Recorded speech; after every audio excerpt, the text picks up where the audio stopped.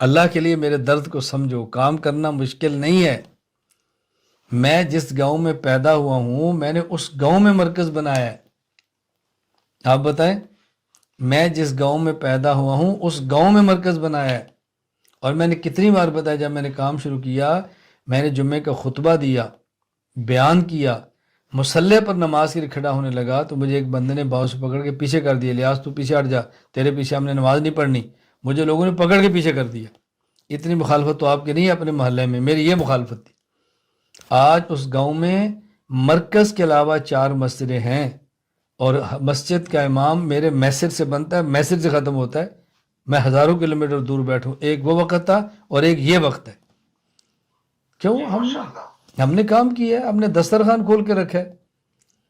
میں ہمیشہ بات کہتا ہوں، علماء کرام اگر آپ نے کام کرنا ہے، میں خدا کا واسطہ دے کر ہاتھ باندھ کے کہتا ہوں، عالم کو سخی ہونا چاہیے۔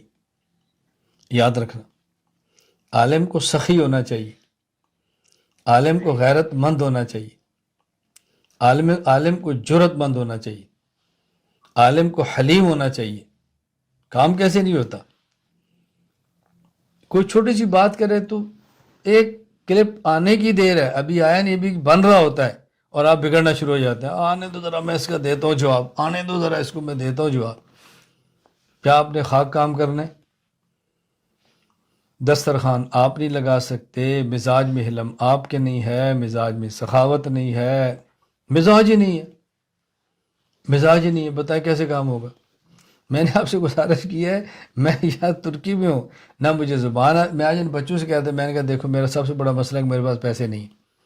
یہ دیکھو، میں ابھی آپ اس ویڈیو دکھاؤں نا پوری تو آپ حیران ہو گئے، ایک ہی کمرہ ہے، اسی میں ہم سوتے ہیں، اسی میں خانقاہ ہے، اسی میں مدرسہ ہے، اسی میں ریکارڈنگ ہو رہی ہے، اسی میں 10 بندے۔ میں ان سے کہہ رہا تھا یار میں چاہتا ہوں یہاں میں ایک بیڈ لگا لوں یہ فولڈنگ والا دیوار کے ساتھ، تاکہ مشائخ یہاں پر سوئیں۔ کیوں؟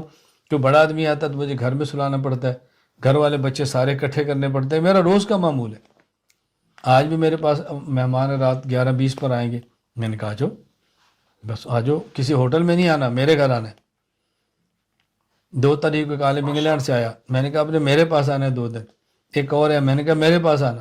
ابھی کینیڈا سے آئے تو میں نے پہلے کہا میرے پاس ٹھہرنا، خیر وہ ہوٹل میں ٹھہرے، آئے، کھانا کیا، کھانا کھایا تو مجھے کہتے مولانا صاحب آپ ٹھیک کہتے ہیں، آپ کے پاس رہتے زیادہ فائدہ ہوتا۔ میں نے کہا میں خود کہہ رہا ہوں میرے پاس ٹھہرے، ابھی آپ کو اندازہ ہوا میں آپ کو خالص کھانا کھلاتا۔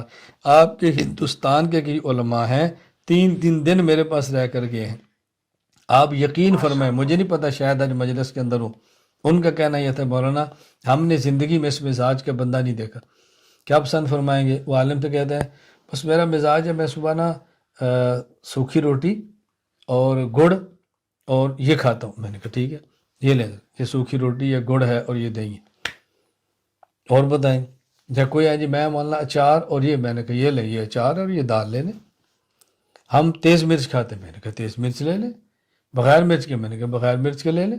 رات کو 2 بجے کھانا، میں نے کہا 2 بجے ملے گا۔ یعنی میں آپ سوچ نہیں سکتے، جو یہاں پر یہ بات ساتھی بیٹھے ہیں، کوئی آئے نا پھر دیکھیں میں خدمت کرتا ہوں، کھانا کھلاتا ہوں، سبق پڑھاتا ہوں، پاس رکھتا ہوں، ہر وقت آپ کے ساتھ کھڑا ہوں۔ جب میں یہاں ترکی میں استنبول میں بیٹھا ہوں، دیکھیں ہمارا خانقاہ چل رہی ہے، ذکر ہو رہے ہیں، بیان ہو رہے ہیں، اسباق چل رہے ہیں، کتابیں لکھی جا رہی ہیں، تصنیفات آ رہی ہیں، کورسز مرتب ہو رہے ہیں، اور میں تنہا ہوں، ساتھ رشتہ دار میرا کوئی نہیں ہے، خادم میرا کوئی نہیں ہے، طالب علم کوئی نہیں ہے، گاڑی خود چلاتا ہوں گھر کے۔ ابھی میں بازار گیا تھا چونکہ ہم نیچے تکیے لانے ہیں، ابھی میں روئی خرید کے لایا ہوں، ابھی گیا ہوں روئی خرید کے لایا ہوں۔ اب گھر والے چیزیں لیں گے، وہ تکیے بنائیں گے، بھائی تکیے بناؤ، لوگوں نے آنا ہے، یہ رضائی ٹھیک کرو، یہ فلانی چیز ٹھیک کرو، کبھی صابن دانی لاؤ، کبھی فلانی چیز لاؤ کہ مہمانوں نے آنا ہے۔ تو پھر اللہ تعالیٰ بھیج بھی دیتے ہیں، اللہ تعالیٰ بھیجتے ہیں۔ میں ساتھیوں کے لطیفہ سنایا کرتا ہوں کہ میں ایک بار پشاور گیا، گھر والوں نے کہا تھا ہمارا ٹوپی والا برقع لے آنا، تو میرے ساتھ ایک پٹھان تھا، اس کی شادی نہیں تھی، نوجوان لڑکا تھا، تو اس نے بھی نا ٹوپی والا برقع ہوتا ہے نا ایسے اٹھایا، تو کہتا ہے اللہ برقع میں نے لیا، اس کے اندر کچھ تو ڈال دے۔ اب برقع میں نے لے لیا، کچھ اندر ڈال دے۔ آپ برقع ہی نہیں لیتے تو اندر اللہ کہاں سے ڈالیں؟ بھائی جو آپ کے اختیار میں آپ کریں نا، پھر دیکھیں اللہ تعالیٰ کیسے مدد فرماتے ہیں۔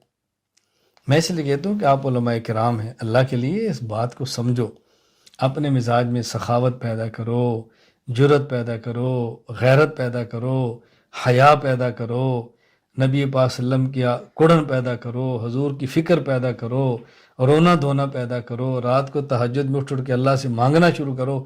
آپ دیکھیں کیسے کام ہوتا ہے۔ میں بارہا کہتا ہوں، دیکھیں میرے پاس 3 موبائل ہے، 2 یہ ہے، تیسرا ریکارڈنگ پہ لگا ہوا، 3 موبائل، میں 3 موبائلوں کے باوجود بھی فارغ ہوں، 3 موبائل رکھنے کے باوجود بھی فارغ۔ کیوں؟ میں ان سے کام لیتا ہوں، آپ ان سے کام نہیں لیتے، آپ خود ان کا کام کرتے ہیں۔